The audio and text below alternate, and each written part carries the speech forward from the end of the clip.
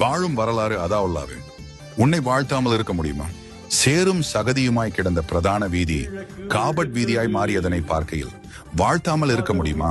செருகு கதவுகளை கொண்ட பிரதான வீதியின் கடை கதவுகள் இன்று தொலையக்கிகள் மூலம் திறப்பதனை அறிகையில் வாழ்த்தாமல் இருக்க முடியுமா?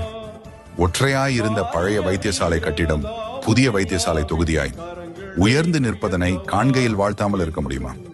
படுகொலை களமாக இருந்த பஸ்தரிப்பு நிலையம் புதுப்பொலிவுடன் கம்பீரமாக நிமிர்ந்து நிற்பதனை எண்ணுகையில் வாழ்த்தாமல் இருக்க முடியுமா?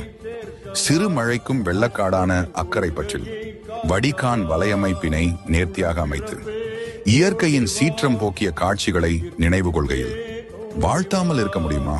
எல்லா உள்வீதிகளிலும் தேங்கும் அழுக்கு நீர் பாதணிகளின் விசிறல்களால் ஆடை நனைத்துவிடும் அந்நிலை நீங்கி பெரும்பாலான வீதிகள் புதுமை கண்டு உலர்ந்திருக்கையில் வாழ்த்தாமல் இருக்க முடியுமா?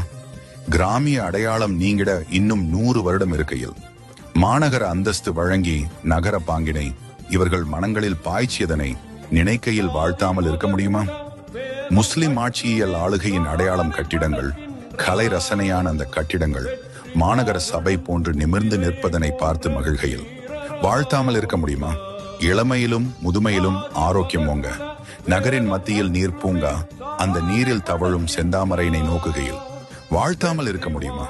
ஒரு ஞானிக்குரிய காலம் அறிந்த பொறுமையும் ஒரு கலைஞனுக்குரிய ரசனையும் தலைவனுக்குரிய பணிவும் இறைவன் வழங்கிய அன்பும் இன்னும் பல முழுவதுமாய் கொண்ட அதாவுல்லா சேர் வாழும் காலத்தில் வாழ்வதனை நினைக்கையில் வாழ்த்தாமல் இருக்க முடியுமா?